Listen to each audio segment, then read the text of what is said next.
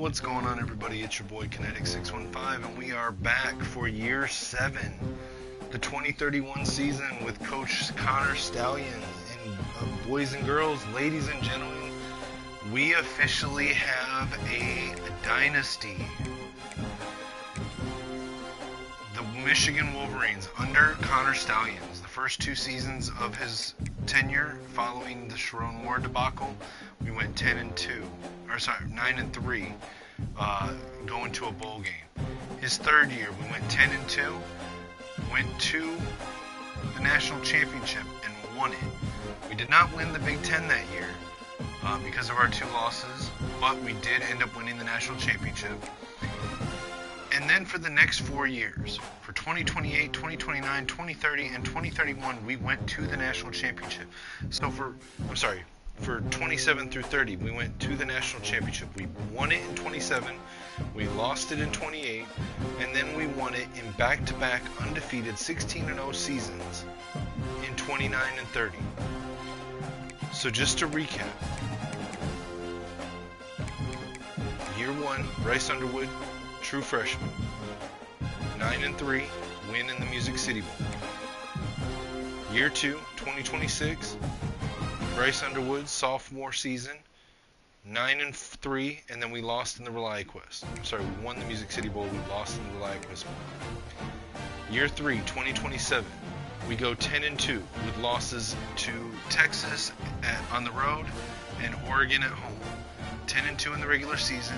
We do not play in the Big Ten championship, but we get into the playoffs as I think we were like a 7th, 8th, or 9th seed. We go on to win the Cotton Bowl and the Peach Bowl, and then win the national championship. Year 4, 2028, with CJ Carr at the helm, we go undefeated, get our first Big Ten championship under Coach Stallions.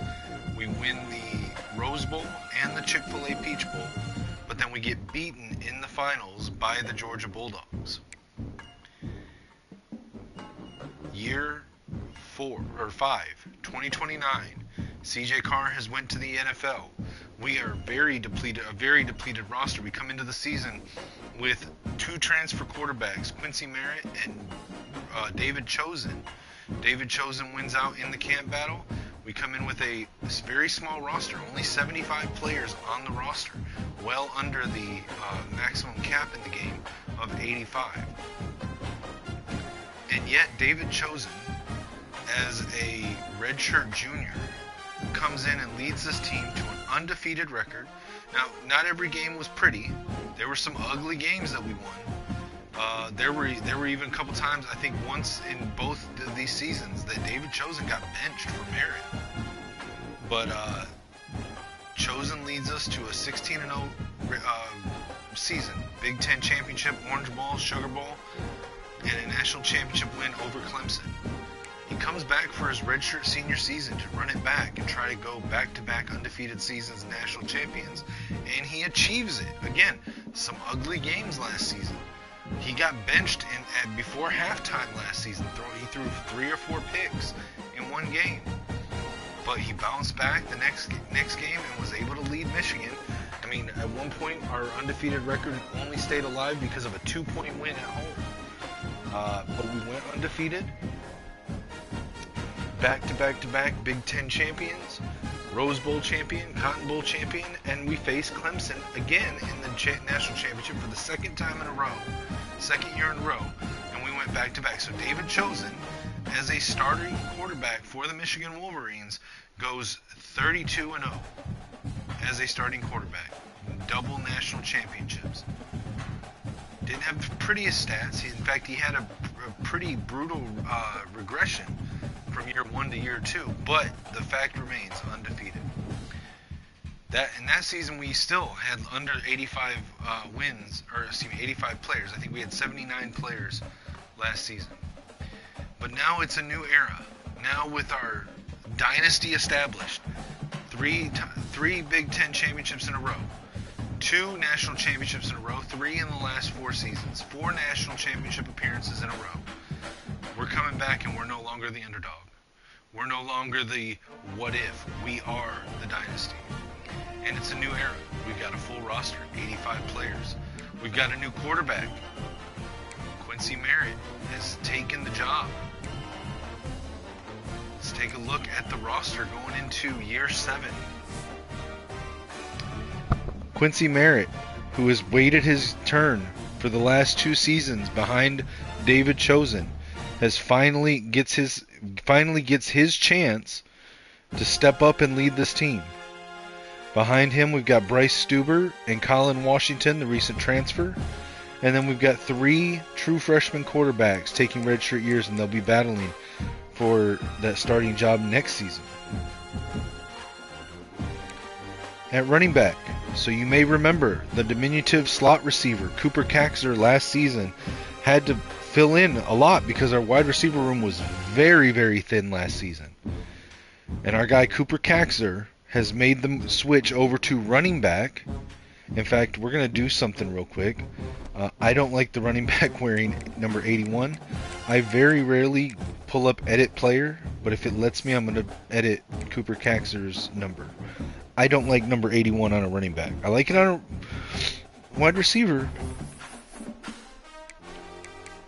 Don't really like it on a running back. Will it let me change his number? It will. Alright, let's go. Let's see, what numbers do they got? I like single digits. I like 20s. Should we go number 2, Blake Corum? Go 22? Let's go 22. I like 22 for Cooper Kaxer. Alright, so he has made the switch over. He is our starting running back. Behind him, we've got Garrison Rabin and Lee Ozugwu, both of which were true freshmen last year on the roster and had redshirt years. We've also got the transfer that came in this offseason, Matthew Connors, running behind him. Let's go back to the depth chart, because I think Connors is actually higher on the depth chart than what it looks like in the roster. Yeah, so he's second string. And then we got Lee Ozugwu and Garrison Rabin. Our fullback position, we've got a couple. So Bober actually made the transition from tight end to fullback because we had to have one at the actual fullback position. But we brought in a couple blocking tight ends that are going to play H-back, that hybrid tight end fullback role. Topping it off with Sean Miners here and Dylan Temple. Wide receivers. So as much as I appreciate and love what Rashard Suggs did for us last year with a very depleted wide receiver room, where he was the wide receiver 1 and the slot receiver, he is going to be primarily the slot receiver this year. We did bring in Warren Dennis. We did bring in Ruben Carmen in the transfer portal. We have kept over with Manu McCracken, and then we've got Marvin Roseboom and Deion Tobin, both of whom were freshmen last year, but our wide receiver room's starting to fill out again, although we are going to lose these top 4 guys this season, so we're going to lose Dennis, Carmen, Suggs, and McCracken. At tight end, Demarius Lynch, the redshirt sophomore, has stepped up, and last year true freshman Marquise Lake will be the tight ends 1 and 2. Sean Miners will also get some rotation in the heavy run sets, again, that H-back hybrid role. Offensive line. So Jamie Pettis, the backup left tackle last season, has stepped into the starting role on the left side of the line. Greg Coffey as well. At left guard, our starter is going to be Robert Kafka. Behind him will be Rashard Wimper. At center, Arsenio Cavazos. So you'll notice an absence of our center from last year here. You'll see him in just a second. But Arsenio Cavazos has stepped up as a bright young center who won freshman All-American honors last year, even playing behind Kalawaiaya. Clay Batonio is going to be his backup at center. And speaking of Lawrence Kalawaiaya, he has kicked out to the right guard position, and he will be the starter there, backed up by Malcolm Kopp and Nathan Cager. At right tackle, we've got Dwight Gage, the redshirt freshman. He was in a pretty big camp battle with Keelan Duzable here, but he won out for the job, and Duzable will be his backup. Greg Coffey here. In fact, you know what? I think I'm going to put Duzable to be the first off the bench on both sides of the line at tackle.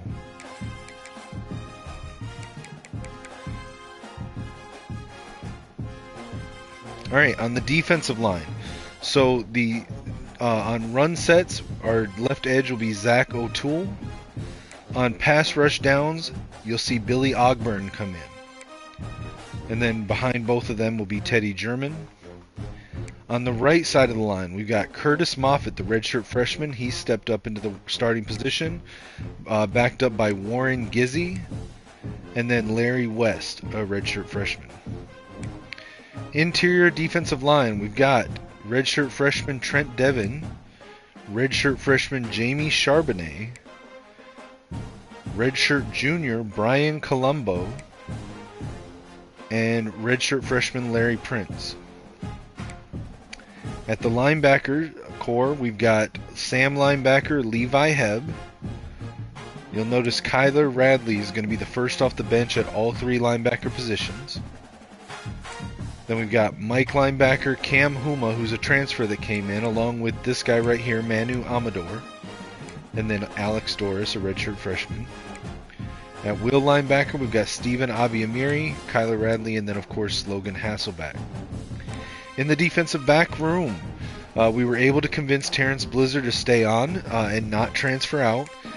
He will be the third corner, and I believe he's our slot corner. We'll double check that here in a second. But our corners, our boundary outside corners will be Alex Lambo and Conan Nguyen.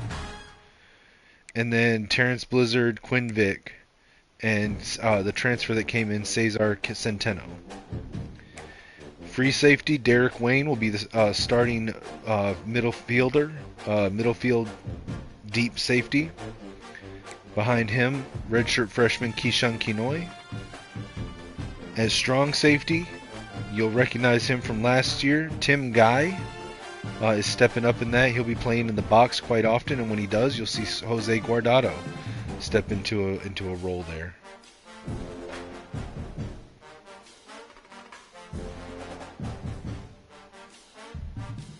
Actually, let's put Quinn Vick, the backup here.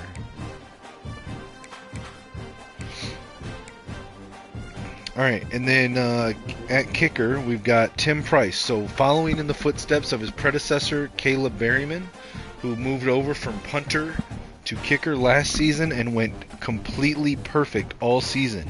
Did not miss a kick, did not miss an extra point. Tim Price, who was our punter last season, has moved over to take Berryman's place. And then the true freshman we had last year, TJ Banks, is going to take on punting duties this season. Our kick returners this year will be Cooper Caxer and Rashard Suggs.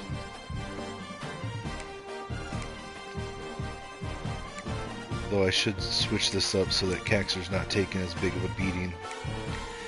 Alright, Tim Price will handle kickoffs. Long snapper will be handled by Marquise Lake. Third down running back, Cooper Caxer. Power running back will be Leah Zugwu. Slot wide receiver will be Rashard Suggs, Warren Dennis, and Cooper Caxer. Rush left edge, as I mentioned earlier, will be Billy Ogburn. Rush right edge will still be Curtis Moffitt. Rush DT, Trent Devon and Jamie Charbonnet. You'll see Tim Guy playing in the box a lot on passing downs with Abiamiri and Hasselbeck. Slot corner will be Terrence Blizzard, along with Quinn Vick and Derek Wayne.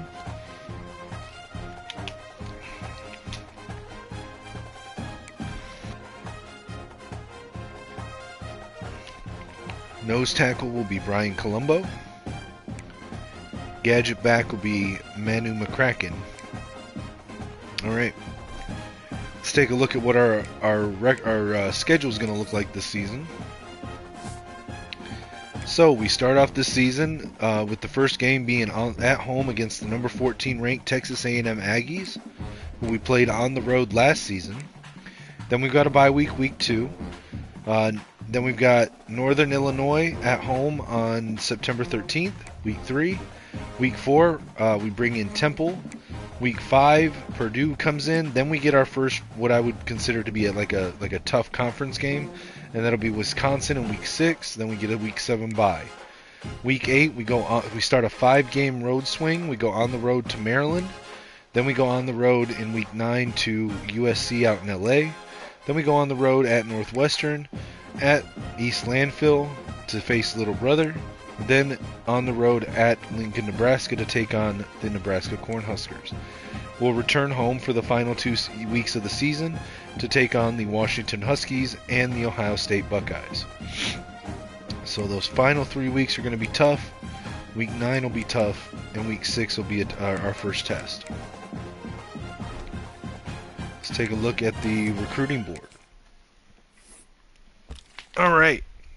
So we did get one preseason commitment, an instant commit when we offered him, and that's from 4-star offensive tackle, or who will probably play offensive tackle for us, Ryan Bogle out of Oradell, New Jersey, 6'5", 315 pounds, ranked number 42 overall, ranked number 1 at the position, his high school position of left guard.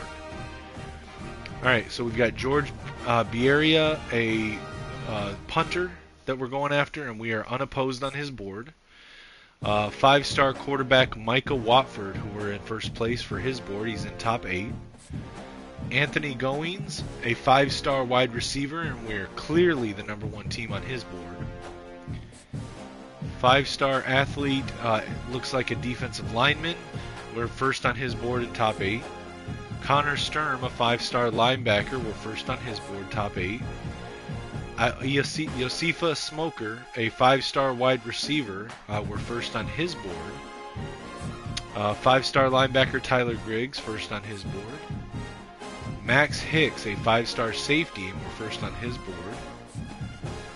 4-star cornerback Braden Daniels has us high on his board above Georgia. That's, if we can pull him away from Georgia, woo, man. Taking a Georgia commit who Georgia's out of Georgia, who Georgia's clearly trying to go after, that would be a win.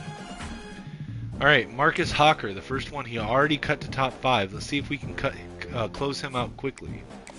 So we'll take off Send the House. We're going to spend 15 on a visit. We'll schedule him for the NIU game. We know pro potential. We know his entire pitch. So we're going to have him meet the alumni. We'll do a soft sell for clocked in. We'll add 15 on top. All right, 4-star linebacker Jaquan LaRoque, who's a legacy from his brother Mello LaRoque, who just went to the NFL. He's got us in the top 5. DeAndre Duke, a 5-star running back, has us on top of his board. 4-star linebacker Davon Grubbs has us first on his board. Emmett Charlton, a 4-star offensive lineman, has us first on his board. Caleb Berryman, not the Caleb Berryman we had last year at punter, but a guy with the same name, as far as I'm aware, no relation, but we have a spiritual successor to Caleb Berryman in 4-star offensive lineman Caleb Berryman. He has cut to top 5 already. Now we've established that the NIU game is going to be a defensive game, so let's schedule him for week 4 with Temple. We know conference prestige, we know championship contender, we know proximity to home. Let's do championship contender, and we can go ahead and use the 40 that's left over for the hard sell for conference legend. Matt Nix, a 4-star corner, has us first on his board. Xavier Keene, a 4-star safety, first on his board. Isaiah Bosby, we've moved into first place on his board. He's a 4-star athlete projected as a tight end. 4-star corner Cornell Schobert has us first on his board. Unfortunately, we don't have the hours to commit to Pilgrim and Beckner yet. TJ Pilgrim is the little brother of Terrell Pilgrim, the safety turned linebacker that just went pro for us. And we're going to try to get him, but we've got to free up some hours somewhere. In fact, I think I'm going to bounce hours between him and Bosby because I need to keep Pilgrim on the hook. So this is the first time I've done this where I've sort of bounced hours back and forth between two recruits, but we'll see how it goes. Alright, so let's jump into the game. Let's get our first look at how this team is going to look with the new roster setup. Of course, as always, we're using our same scheme. Our custom books, offensive book is Skull Blue. That's a sort of a pro-style air raid spread hybrid.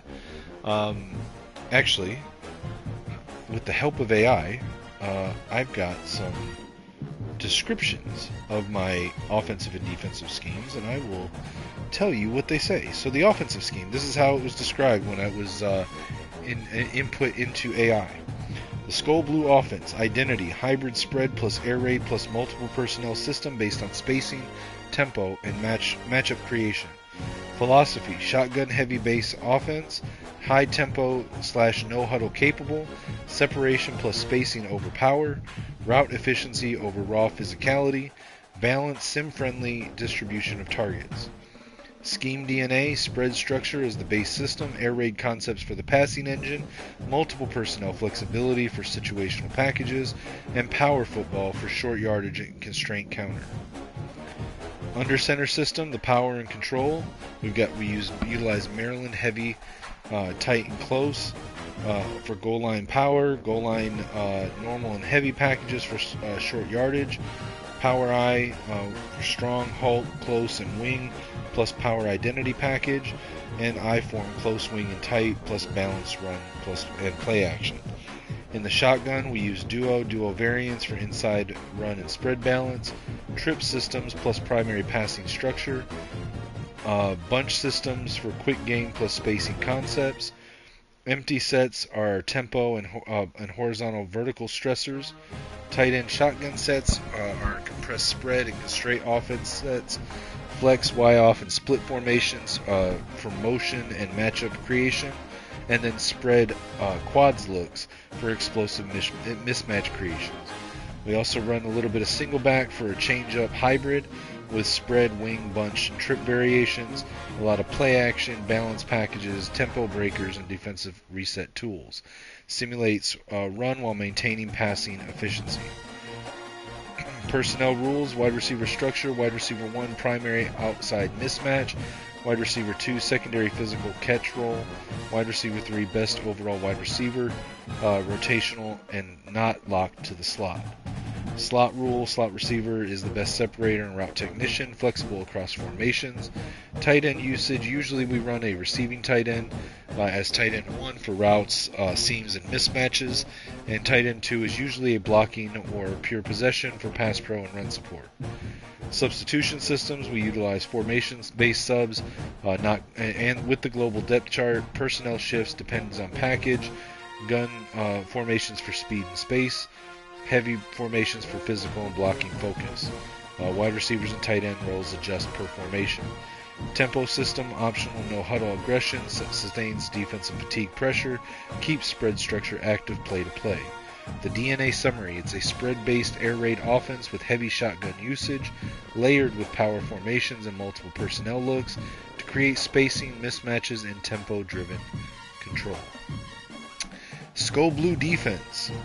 The identity is it's a positionless, multiple front defense built on simulated pressure, disguise, and movement, not blitz volume. The philosophy, pressure through confusion, not numbers. Offense must account for blitz at every snap. Heavy disguise plus late rotation. 4-man front illusion as the base structure. The scheme DNA and influences came from guys like Wink Martindale, where I took pressure and disguise concepts. Mike McDonald, where I get 4-down sim pressure and stunts. Jesse Minter's influence shows up in the multiple fronts and discipline. Brian Flores' influence comes from positionless movement-based defense.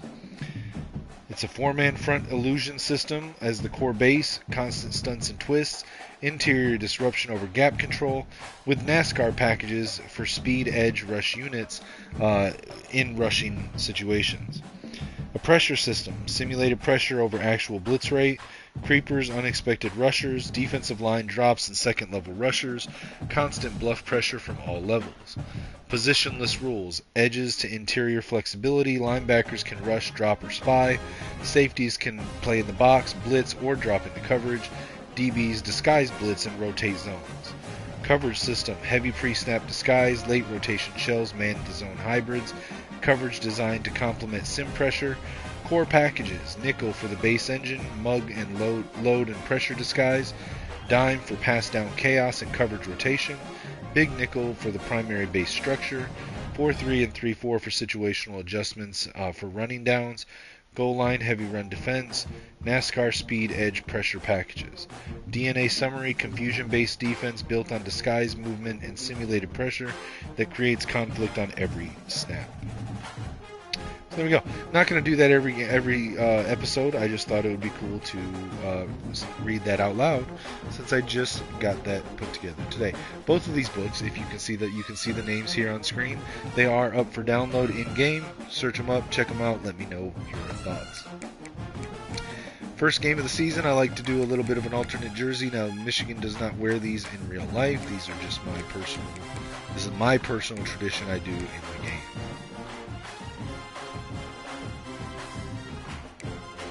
Let's jump into it. Get our first look at this version of the 2031 Michigan Wolverines. A top 25 flash in the early season as both of these programs try to make an early statement and build that resume. Welcome to the Big House, home of the Michigan Wolverines. As we'll see, a playoff team from last year, the Texas A&M Aggies, taking on last year's national champion, the Michigan Wolverines.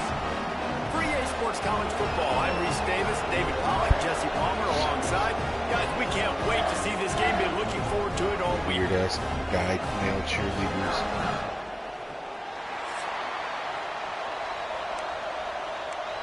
All right, here's the kickoff.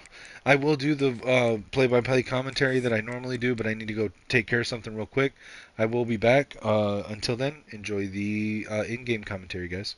Our first look at Quincy Merritt at quarterback coming up. Finally, the moment is coming and the opening of the season. He'll bring it out. It's Suggs.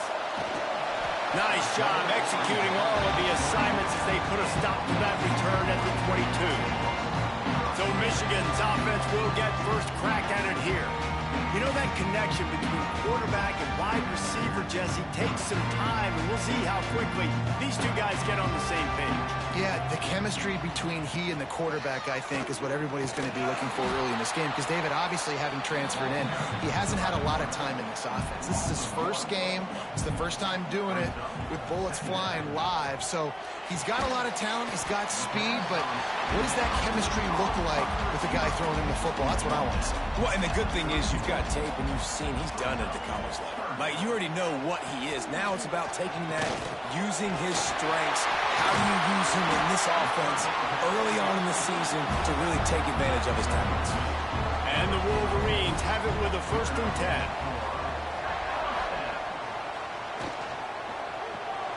Got it behind the line. It's Lynch. And maybe he'll get back to the line of scrimmage, but no more than that. Backed up now. Here's 2nd and long. Scanning the field. It's Merritt. Finds his man.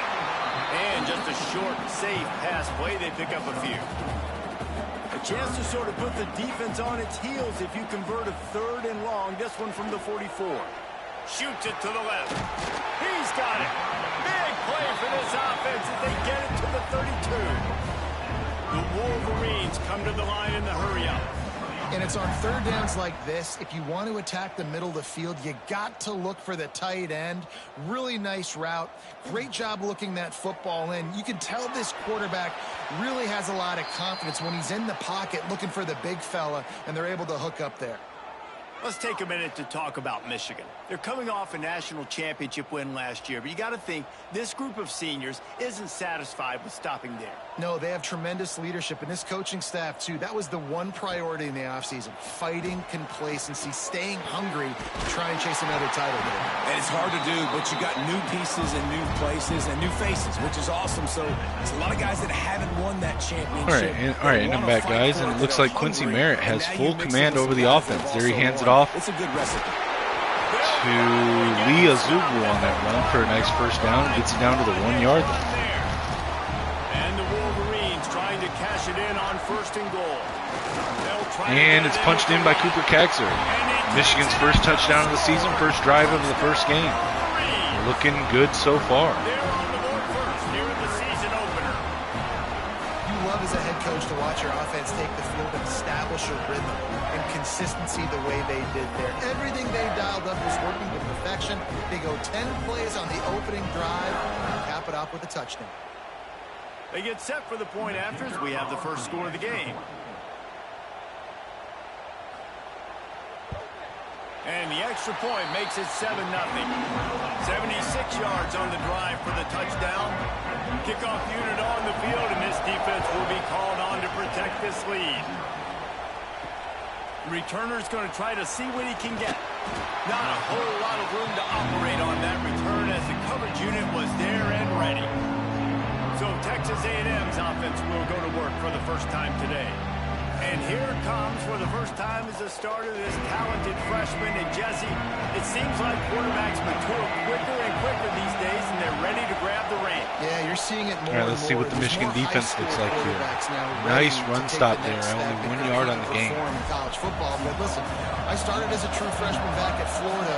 I guarantee you, he has so much nervous energy going right now because he has never played in an. And he's all bottled up, and now it's worse. The ball. And on the second play of Texas A&M's first drive, Billy Ogburn, it looks like, got a sack. Is that Ogburn that got the sack? And then knocks the ball out, and it's recovered by Michigan. Really good job with ball security there, and that led to the fumble. Yes, it was Billy Ogburn on the sack.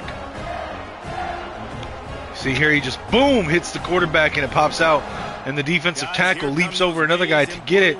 And now Merritt's going to take over at the 11-yard line in position to score again. Back to work with this 7-0 lead. And Merritt's going to keep it and run.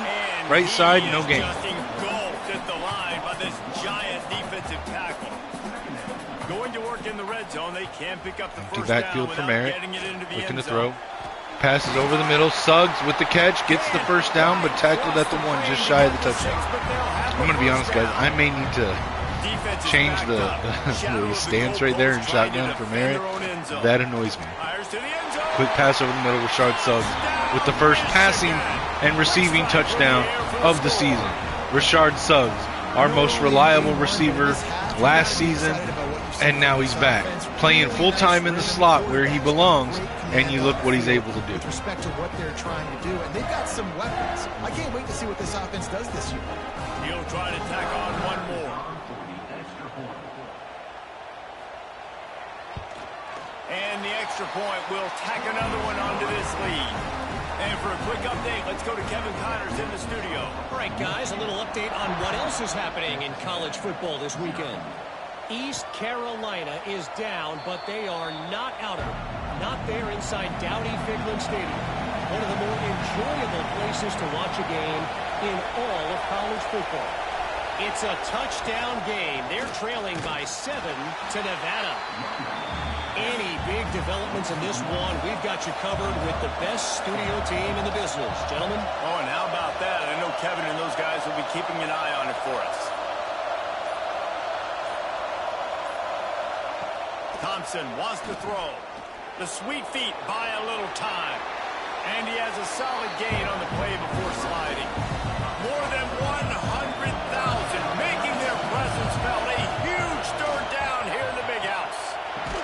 He did not make it a stone wall. Nice defense there by Michigan.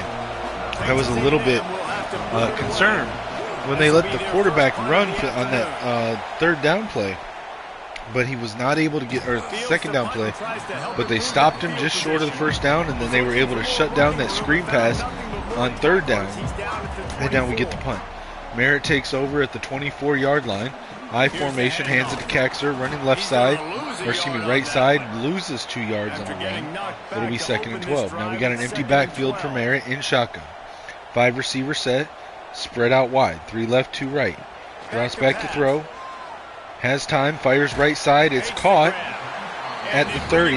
They'll mark it at the 29. It'll be 3rd and 4. Shotgun, 4 receivers, Kaxer the tailback.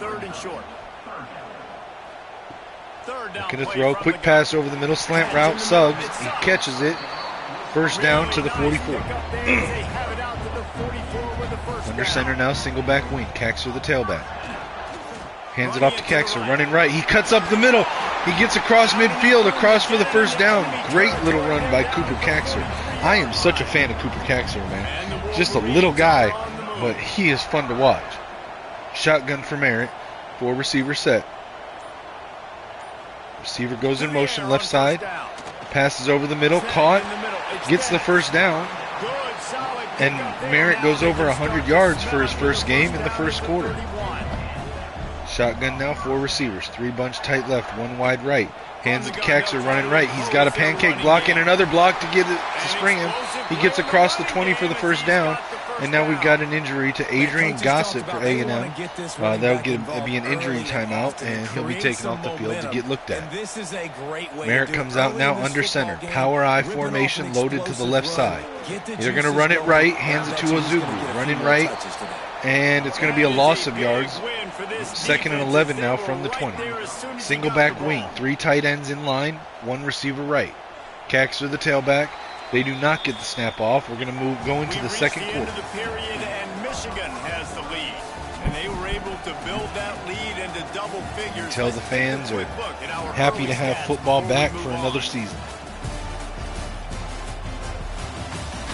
Texas A&M getting nothing going on offense. 4 rushing yards, 0 pass yards so far. Now the challenge here, they've taken a punch, but they can't let it get out of hand as we start the second. First play of the period will be a 2nd down. This is a designed run. Getting work done on Merritt keeps it, runs left side. Down at the 14-yard line. 8th play of the drive coming. It'll be a 3rd and 6. Looking to throw, it's Merritt. Fires to the wideout. And it's picked off at the goal line. That's a way to make a and we throw an interception into the end zone. That's not good. That's not a good start. Come on, Merritt. You got to get your feet under you for this.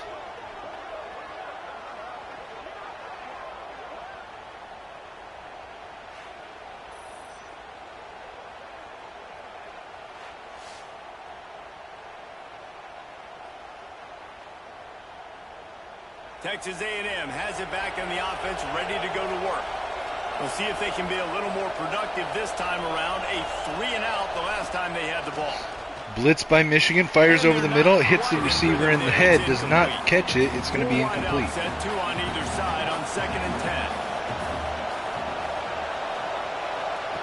10. They'll throw again. Expect to throw, quick pass over the middle, almost intercepted, but he catches it for the first down. A&M's first down of the game.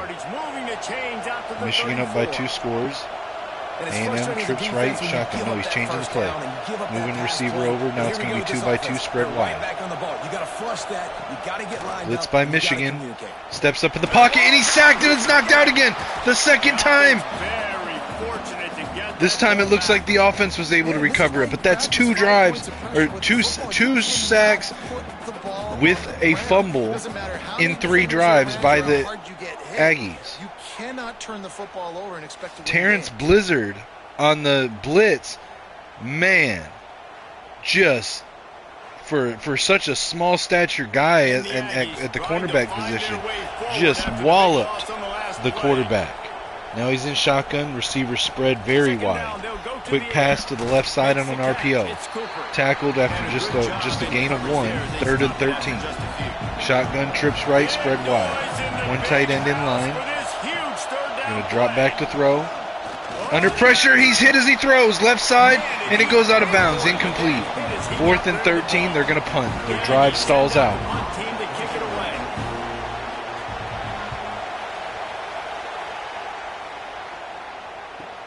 Michigan fields the punt just behind the 20. They'll mark it at the 19.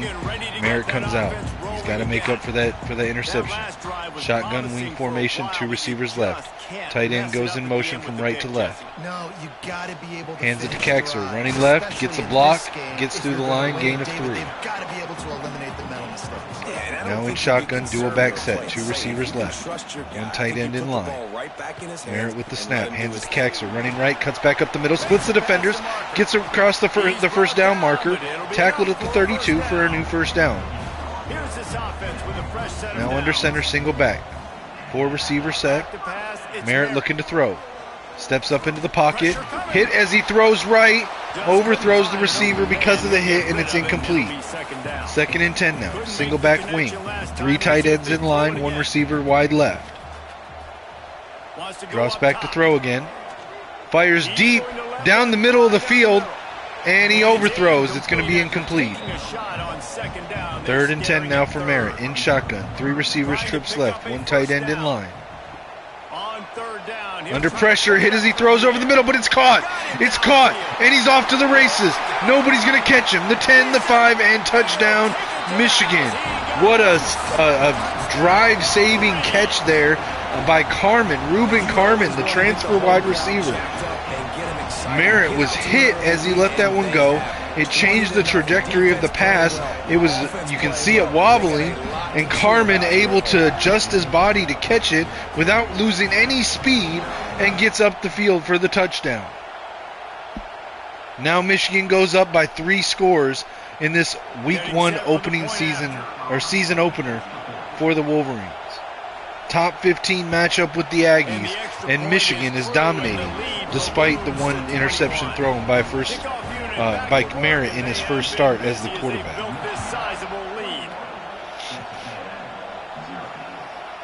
And he'll just take a knee, and this drive will start at the 25. So here comes the Texas A&M offense back onto the field. They'll start this drive going to the air. Under pressure, and it's another strip sack.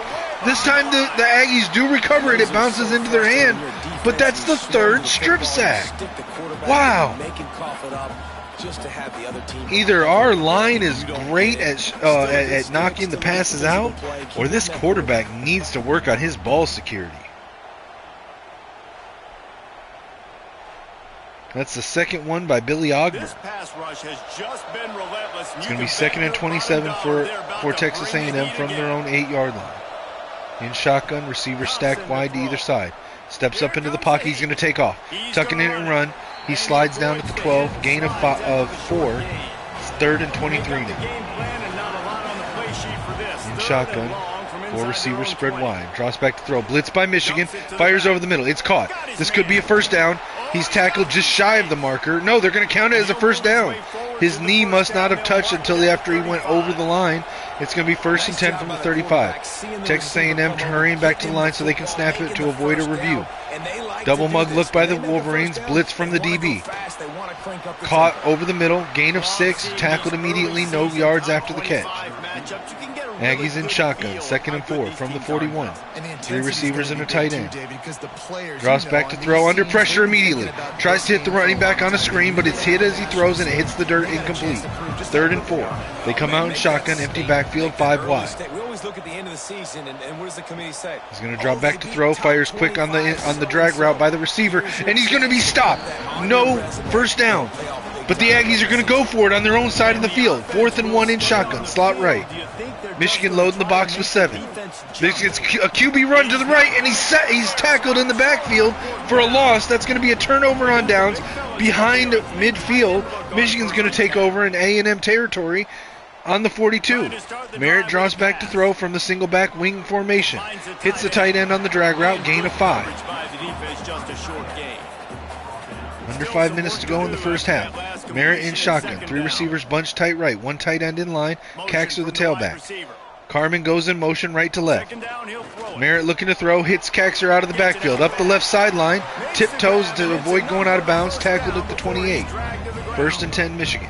Shotgun for Merritt. Empty backfield. 5 receivers spread wide but tight to the line. Pump fakes over the middle. Fires over the middle. It's caught. The pump fake worked. And he hits his tight end, I believe, who leaps into the end zone for a touchdown. 84. Who is that? Well, this thing's turning into a rout. Confirm it for me. I don't know all their numbers yet. Nice shot by the offense there, but it's not just them. Their defense is getting it done. Their special teams are getting it done, and it just feels the pump fake like made the safeties bite on the fake pass. It was Demarius Lynch, the tight end. You can see number 30 bit on the pump fake, was out of position. Lynch got behind him. Merritt layers it over top, and boom, touchdown Michigan. Extra point is up, and it's good. 28-0 for Michigan. 4 minutes left in the first half. What else is happening in college football this weekend? Kansas is currently working from behind. But how many times have we said that and then witnessed something special happen? This time of year, you never know. It's a close one right now. They're trailing by 1 to North Texas. We will be multitasking today, boys. One eye on that game, one eye on your game. Really the only way to do it. And how about that one? Kevin will be keeping an eye on everything going on elsewhere. Finds his man. It's Cooper. He snagged him, but he'll be stopped short of the first down. Good, solid pickup on that play. Man down on the play as the officials take a break to let him be checked out. The Aggies really need to keep this drive alive on 3rd down. Aggies in shotgun, 5 receivers wide. Thompson wants to throw. Looking to throw over the middle. It's caught for the first down. No, it's going to be incomplete. The hit knocked it out, and they're going to have to punt. Wow. The Aggies just cannot get any offense going. Hey, guys, I'll be right back. I need to be off the mic for a minute. Enjoy the game commentary for a moment. Turns like that are why you don't settle for the fair catch if you don't have to. Picks up just a little bit of yards to help out the O. Off the play fake on first down. Fires to the tight end. At the 40, there he goes. How about this freshman leading him on the chase and making the big play after the catch? The magic bean is spinning out of control. Already over 200 yards in the first half. Yeah, they're being aggressive offensively, throwing the football, trying to take advantage of this defense on the back end. And they've got their quarterback right now in a groove.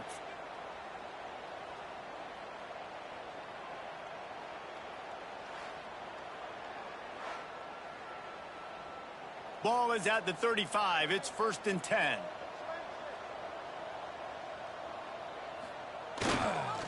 Leaves it with the back. Spins away from the defender. Guys, let's chat about Michigan. They start the season in the top 10. Ideal position to make a run. But what do they need to avoid? Well, I think you avoid the talks about me and where we're at, because that doesn't matter. This team's got a lot to prove. It's a very talented team, but they got to start the season off fast. That first impression makes a big deal in all these voters, Jesse. Yeah, I think a lot of these players are hungry to prove that top 10 ranking is legit. Talking to some of their guys too, David, they actually feel like they're not ranked high enough. They actually feel disrespected being where they are, which is pretty amazing considering this is already a really great jumping point. I can't wait to see how they play today. Looking to throw on first down. Good hands in there by the defense to force the incompletion. So now it's 2nd and long. Back to throw, it's Merritt. Plucks it out of the air. Looks as if we have an injury on that last play, and we'll take a break to check him out.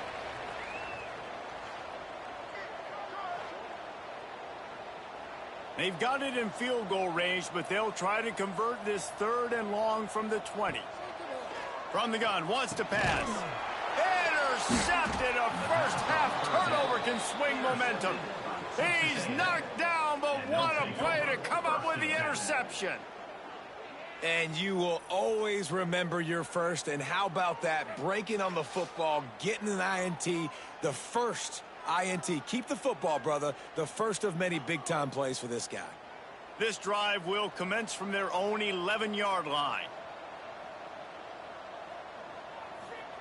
Looking downfield on first down. That's caught. It's Cooper. My old coach said you'll never go broke taking a profit. Take what's there, take the positive yards, and never complain. Gives it on the option. They'll wrestle him down just short of the first down. I don't even think they're going to bring out the chains to measure this one. They're going to go to the air on 3rd and short. Makes the grab on the left. And they knock him down, but he got past the line to gain. Texas A&M going quickly. They'll send the tight end in motion. Off the play fake on first down, wants to throw. Complete to the right. And they finally get him down, but not before. He's got him set up for business at the 49-yard line. Wants to go up top on first down. Fires complete on the crosser. Gets it to the 37. Clock stops to move the chains. This offense has been sluggish to say the least, but finally they're on the move on 1st and 10. Coaches always harp about staying ahead of the chains, and when you can run with that type of efficiency on first down, man, you are doing just that. We've got a timeout in the waning seconds of the half. Maybe a chance to get off a couple more plays. And here on 2nd down, they'll send out the field goal unit to try to get 3 before the break. He's got it, showing off that big leg from 47 yards out. That late in the half field goal always gives you a little boost going to the locker room, and they'll need to finish off these final few seconds and not allow them to answer. On the run from inside his own 5. Not a lot of space to be found. Good hustle by the coverage team, and they stop him at the 21. We played 2 quarters here. Time to go to Kevin Connors in our halftime update. Gentlemen, 1 half in the books, and I am eagerly looking forward to that second half in Ann Arbor. And how do we possibly begin without singing the praises of this receiver? His ability to find gaps, run textbook routes, and then show that breakaway speed. He simply is the total package. How this secondary responds, whether they try to double team him or get aggressive at the line, that'll be the story of this second half. With that said, let's send it back to the fellas in the booth at Michigan Stadium.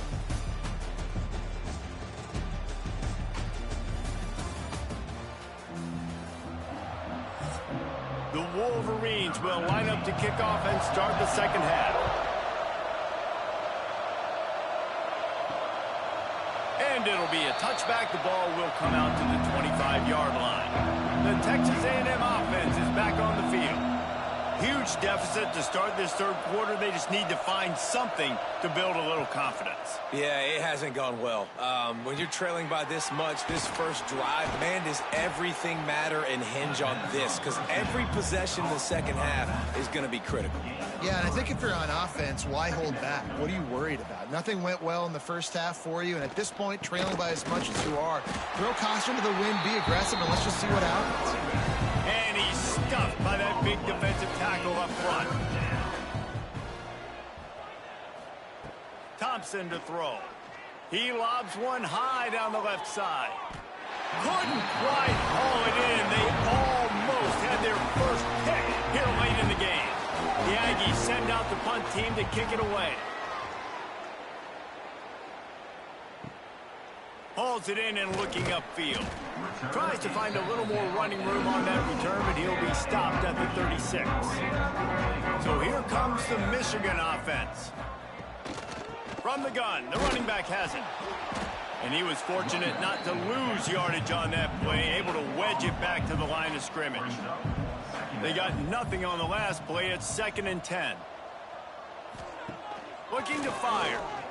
Throws for the tight end. And it'll be incomplete. This defense is physical and pass deep. They've got to come up with a big play on this 3rd and long.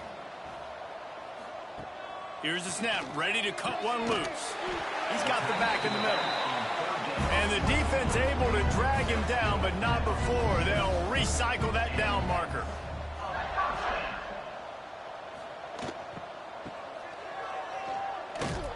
Makes a stop in the backfield. He'll lose 4. And the Wolverines with a long way to go after the loss on the last play. Wants to fire on 2nd down. Finds his tight end. Didn't pick up a lot there. Moved it forward just a few.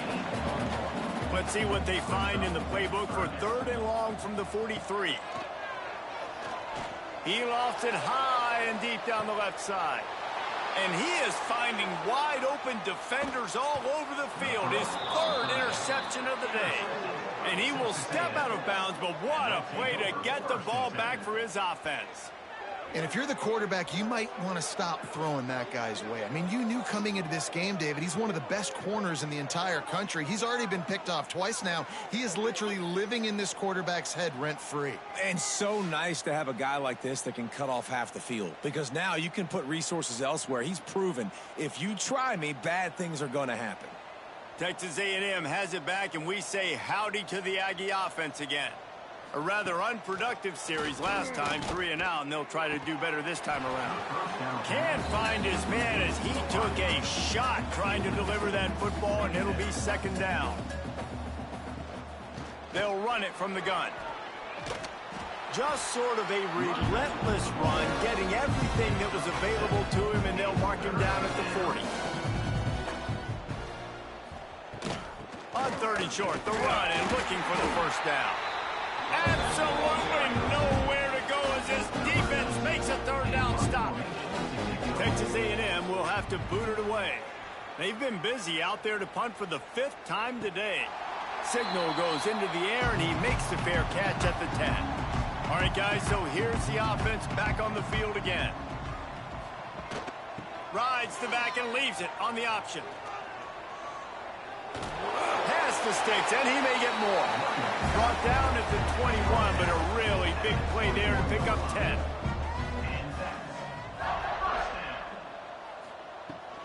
Might as well give it to him again. They make the stop, but there is a flag on the field. We'll see what that's all about. Illegal blocking. Offense. So the decision has been made, and the coach will take the penalty. Looking for a productive play on 1st down. Give to the running back. He's going to lose a yard on that one. The Wolverines have put themselves in dire straits after that last play. It's 2nd and a mile. Flips it out to the back. He goes out of bounds just short of the 30 at the 29-yard line, and when you're backed up, execution like that at a premium. On 3rd and short, just trying to get enough for the first down. All down, but he has enough to move the chains. And the Wolverines are marching down the field. Off the bootleg, looking to fire. Just tried to ease it out there, and it falls incomplete. They're dealing with a 2nd and long. Looking downfield, it's Merritt. This time it's complete. Hey, guys, this running back's not just catching checkdowns or swing routes. You can get him vertically down the field and let him go to work, especially when you get man coverage. Take advantage. And they'll pat the kicker on the tail and tell him to go give it a shot. This kicker brags that he can kick an 80-yard field goal. He'll settle for a 59-yarder here. And he rushes it right through the uprights. It's good from 59. And I'll be honest, I don't love the call. On 4th and that short, I want to go for it. But you trust your kicker, he does his job, and he puts 3 on the board. And he'll just take a knee, and this drive will start at the 25. So here comes the Texas A&M offense back onto the field. They'll leave it with him. Breaks into the open. And they don't drag him down until he gets all the way to the 46-yard line. You count up those explosive plays in a game, and you put a little extra star by the big runs. Yeah, and this running back is a weapon, boy. He is so good in space. He's got shiftiness. He can make guys miss. And if this guy gets into this... And the ball comes out. What a disastrous play. Defense picks it up. Touchdown, Wolverines. And they turn it into a defensive score. What a nice job by the defense. Not only getting the football out, the awareness to scoop it up. I got space, get up the field, a little caravan to the end zone, making the big play. And this offense... And I'm back, guys. Sorry about that. Did you see that? Did you see it? Another fumble on the sack. This time, Ogburn, who's already stripped the quarterback multiple times on sacks, picks up the fumble, and runs it back for a touchdown. This could be a career year for Billy Ogburn. And keep in mind, guys, he doesn't play every down. He's only playing against nickel and dime sets.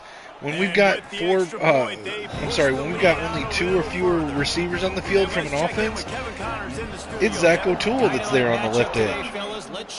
But Billy Ogburn has been arguably the standout on defense today. They'll be talking about in Tallahassee for some time.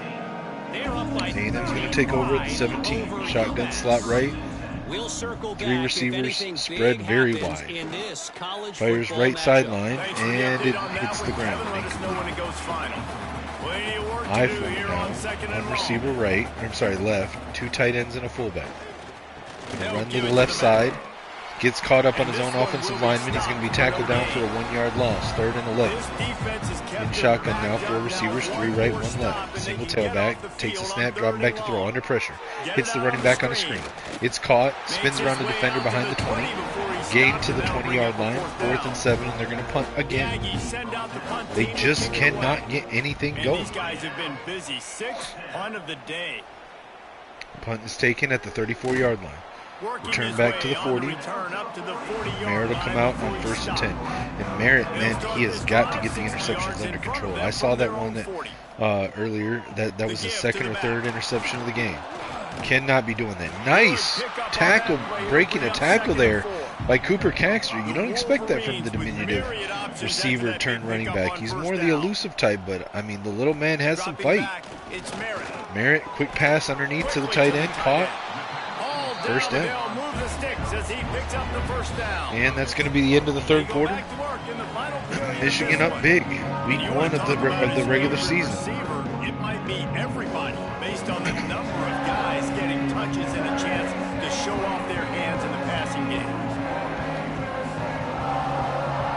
So will the beatdown continue, or is this a comeback for the ages in store? We'll see as we start the 4th. Offense threatening at the 45-yard line on 1st and 10. Hands it off to the running back, Caxter. Spins around a defender. That was the coolest spin move I've ever seen. He, like, stutter stepped left and then spun. That was crazy. It wasn't like a normal, like, juke and then spin. There he again did it again. Wow. Cooper Caxter is fun to watch, man. He is fun to watch. Stutter steps, jukes, spins, like, dude is just fun to watch. Merritt fires left side on the out route, caught. Who was that?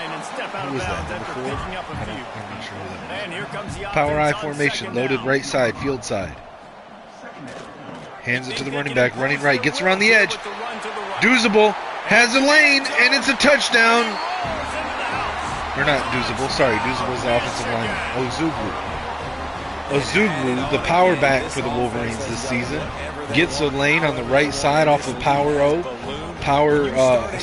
I formation, and man, he just had a clear lane and was able to make it happen. Michigan firing on all cylinders week 1. Can't really say the same about A&M. They're going to go back to Texas and have to figure some things out. Extra point just tacks a little bit more onto this huge lead. Kickoff unit has been busy as they have built a big lead, and they're trying to hold on. Here's the kickoff. 10 minutes left to go in the game. Michigan up 45-3. On the move from going to field it at the 2. Bring it back across the 15. Tackle down at the 19. 1st and 10 Aggies. In shotgun, 4 receivers. A&M offense returns to the field. Weeks like this are tricky, but you takes have the to handoff, play action. better. Looking to throw. Fires deep down the right sideline. And it's caught. He caught it. Underneath the arm of the defender, just a lazy swat attempt there by the cornerback. Huge gain by the A&M Aggies. This has been a frustrating day. Wow. I mean, they haven't moved the ball consistently. Wow. And now you get a 59-yard pass. Look at this. He just catches it, tucks it under the arm of the defender, continues running, gets tackled down at the 20. A&M in scoring position from the 21. In shotgun, 3 receivers, 1 tight end. They'll move the wide receiver. Slot receiver in motion left to right. Fakes the end around, fakes the handoff, and he's sacked down back at the 28-yard line. Double fake there on the against what looked like a double safety blitz. and he just had no time to recover from the fake handoff. Or, sorry, not safety blitz, but it was a double blitz, a double dog blitz, I think. Abi Amiri, the linebacker, just took him down, and he couldn't do anything. It took too much time faking it to the receiver and then faking it to the running back. In shotgun, takes the snap, looking to throw, fires over the middle, and it's intercepted! Intercepted by Michigan. Number 56, the linebacker. Who was that?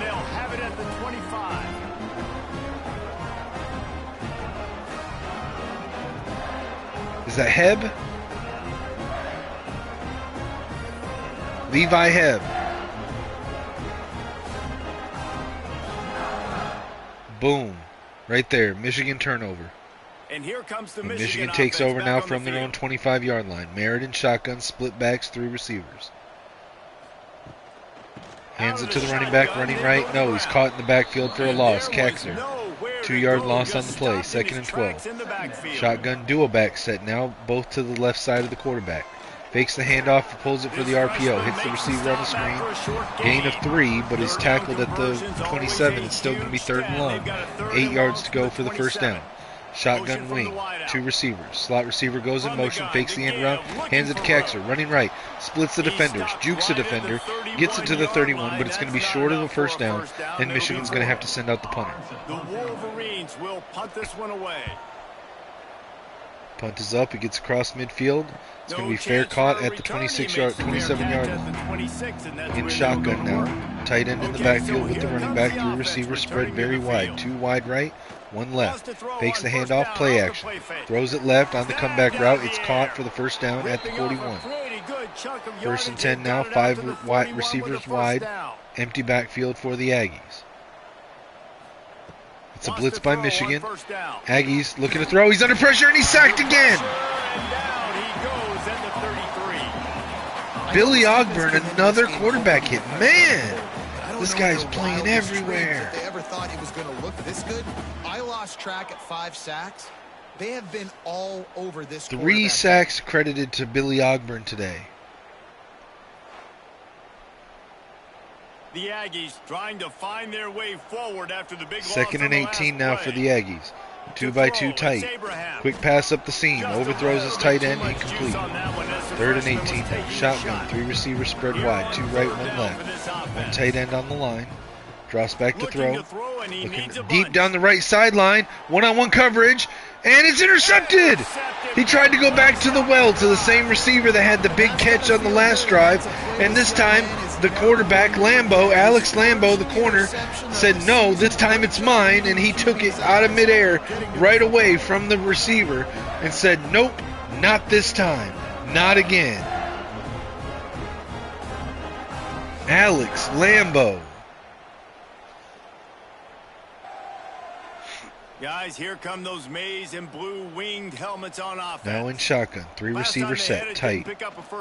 Hands it to the running back. Kaxer running right. No, cuts back left. Jukes a defender, gets across the first down marker. They'll mark it at the 36, 1st and 10. In shotgun now, 3 receivers, tight. 2 right, 1 left. 1 tight end. Kaxer the tailback. Merritt calling out protections. Hands it to Kaxer, running right side. Splits the defender, spins around the defender. Breaks another tackle across the line for the first down at the 48. I-form wing, 2 tight ends, 1 receiver to either side. Merritt under center. Hands it to Kaxer, running left, outruns a defender in the backfield, jukes another one, gets across for the first down.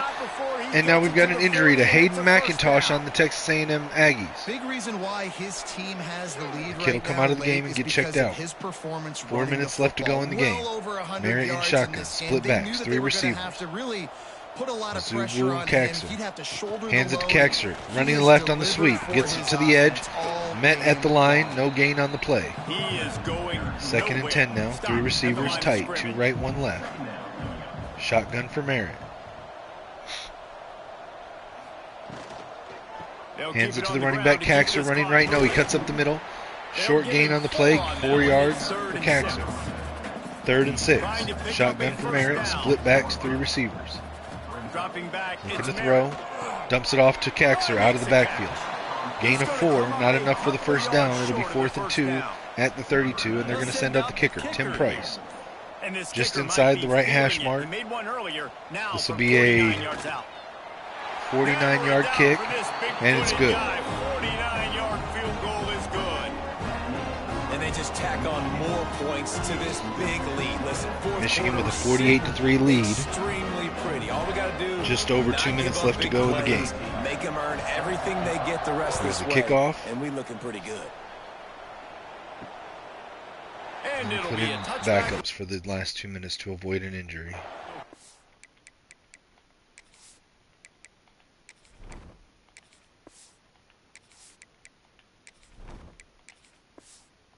To the 25-yard.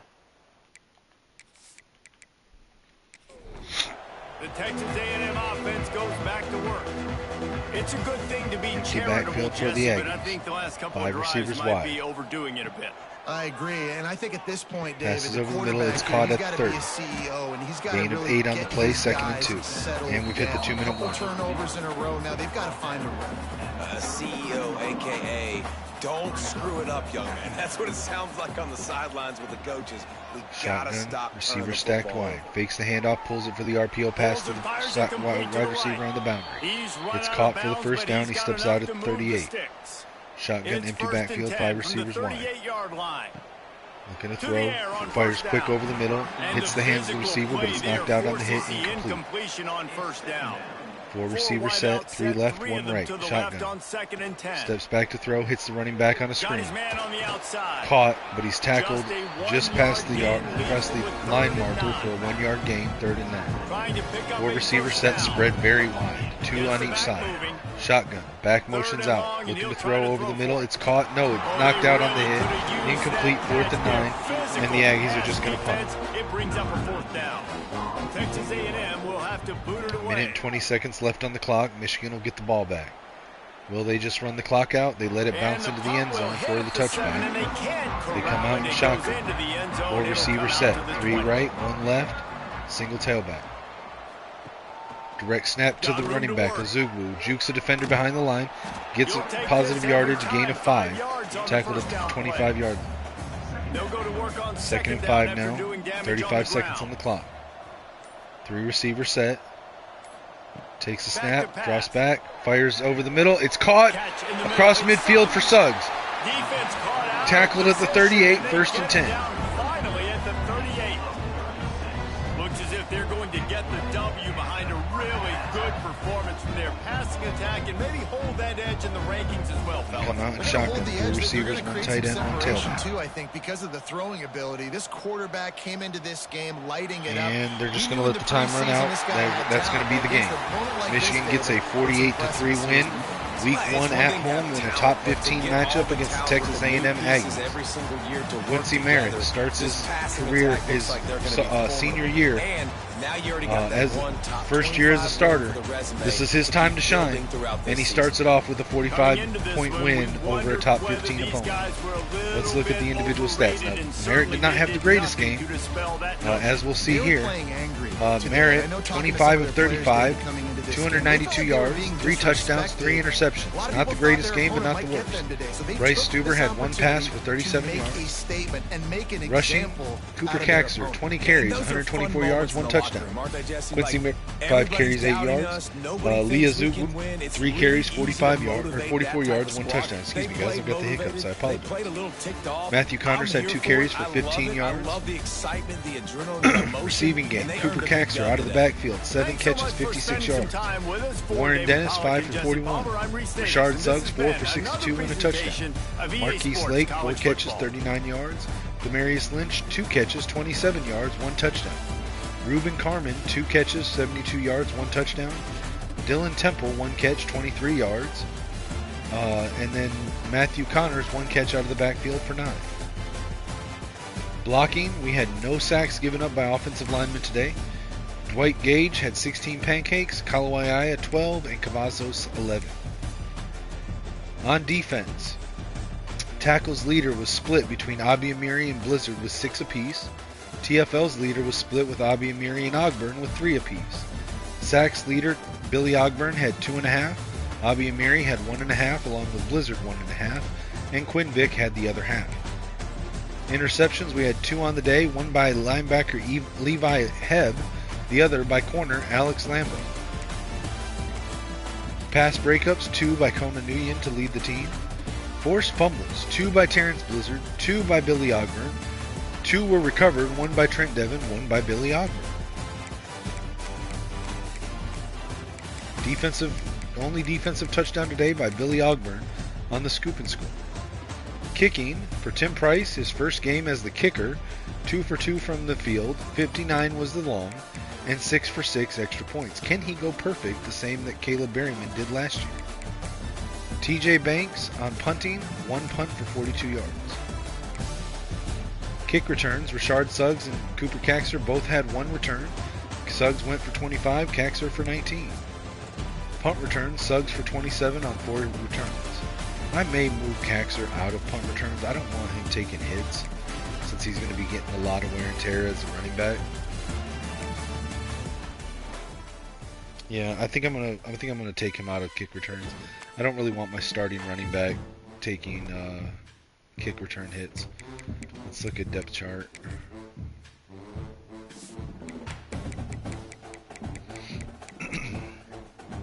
Alright, so if we're gonna sub him out, Deon Tobin would be the next guy in.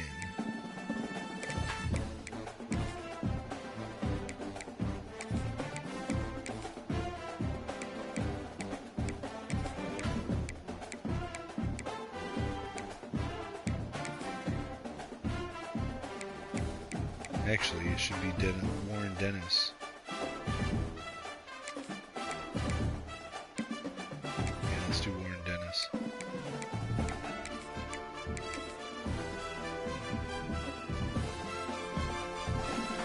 Alright, so it should be Suggs, Dennis, Tobin.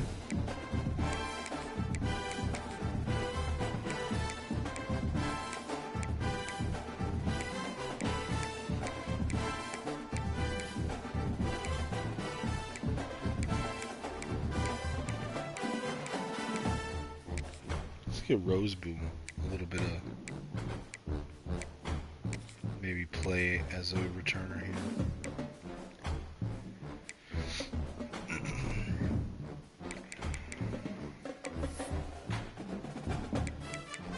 Alright, let's advance the week and see what changes. We are ranked number 6 coming into this week. And with the top 15 win, do we get elevated? We didn't lose out on anybody. We did move up 2 spots to number 4.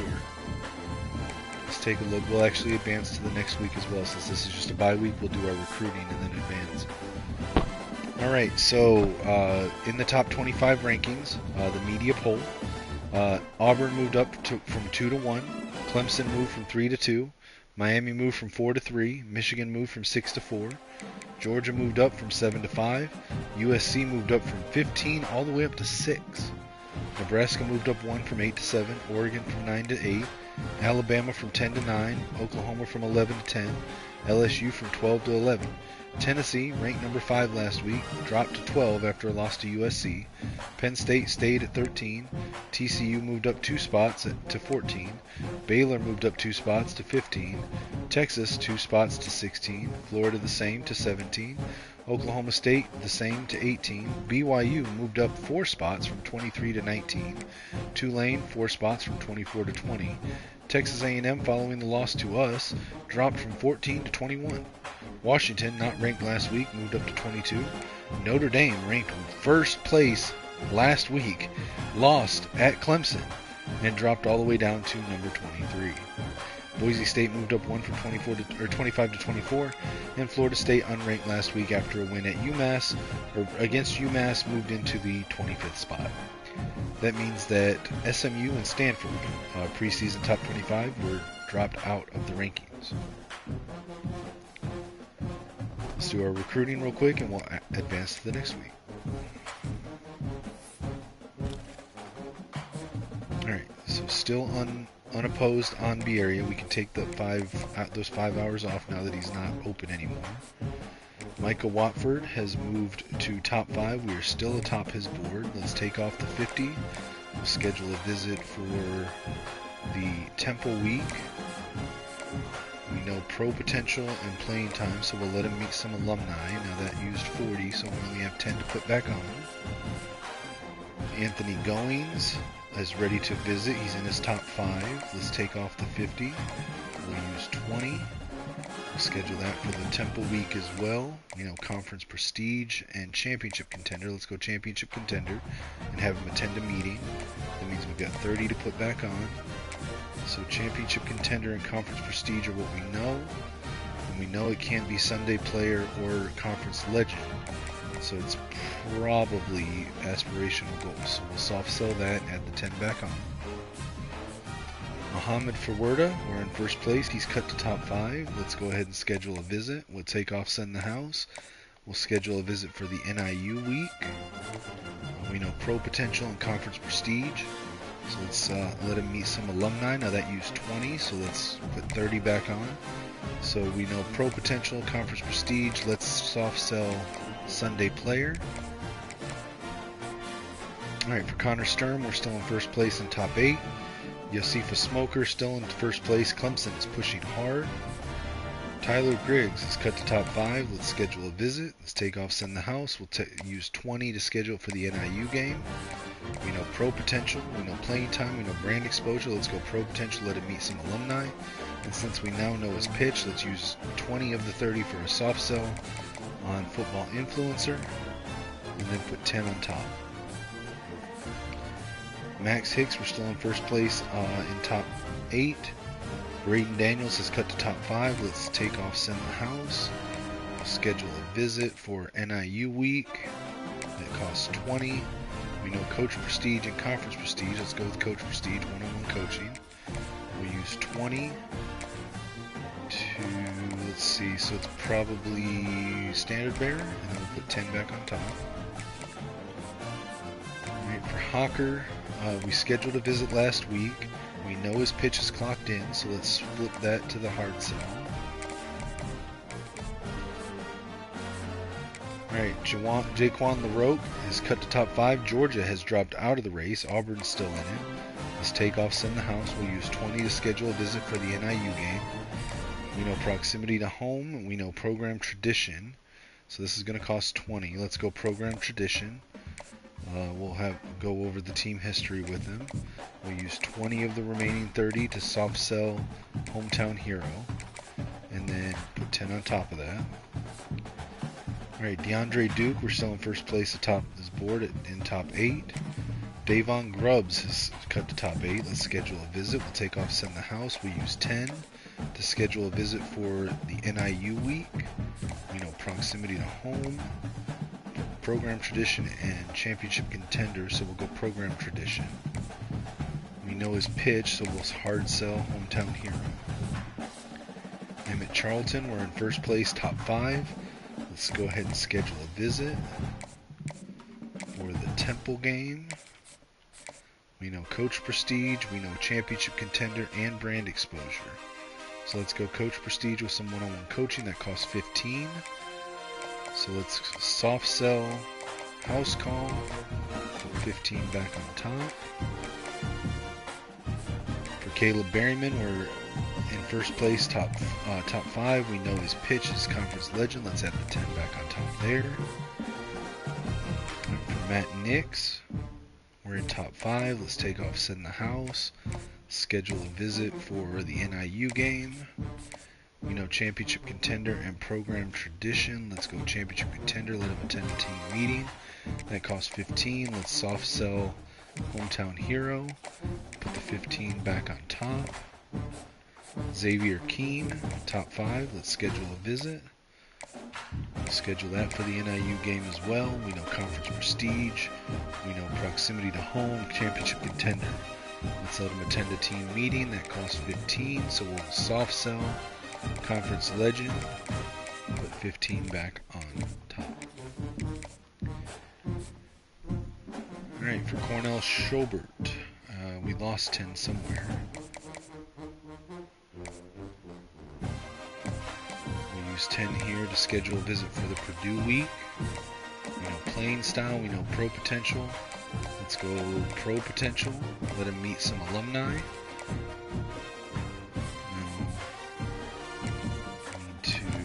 this off.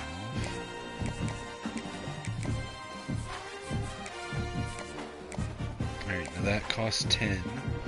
So we know playing style and pro potential, so it's got to be gamer. So let's hard sell gamer. We're still in first place for Bosby. I hesitate here, but I need the quarterback more than I need Pilgrim. So we're going to...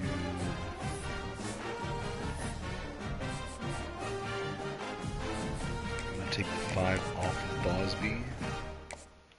So I can put max hours on Watford. I don't like only having 10 on him. We know his pitch is going to be football influencer, so let's just hard sell that.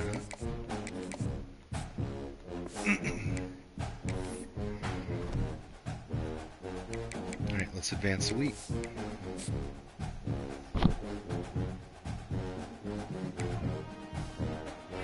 Alright, we got a commitment.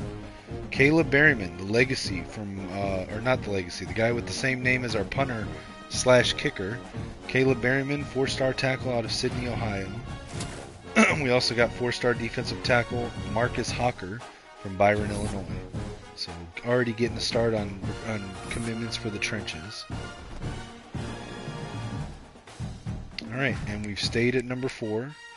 Let's go look at the top 25. I'm not going to go through the movement. I'm just going to name off top 25. Looks like for the most part it all stayed the same. So we got 1 through 5 is Auburn, Clemson, Miami, Michigan, Georgia. 6 through 10, USC, Nebraska, Oregon, Alabama, Oklahoma.